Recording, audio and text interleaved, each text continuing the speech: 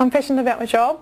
I like understanding what drives people and I guess helping them succeed with their goals, and my goal would be to make sure that we're helping our clients as much as we can achieve those goals. My name is Jenny Jackson and my current involvement with the dairy sector is via my job as a banker for the BNZ. My passion is education, and I take pride in getting to know my clients and learning how their business works. The challenge in my job is getting experience, getting to know different clients and how they work.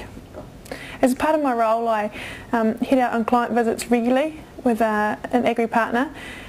We do farm tours and learn and understand how their business works. It's been an interesting couple of years in the bank. We've had busy times where the dairy sector was flat out, and then we've had, with the payout drop, clients have had tough times. A lot of farmers have perceived the bank to be too hard and wanting to sell them up, but this is not true. We try and work with the farmers and help them out and get them through these tough times.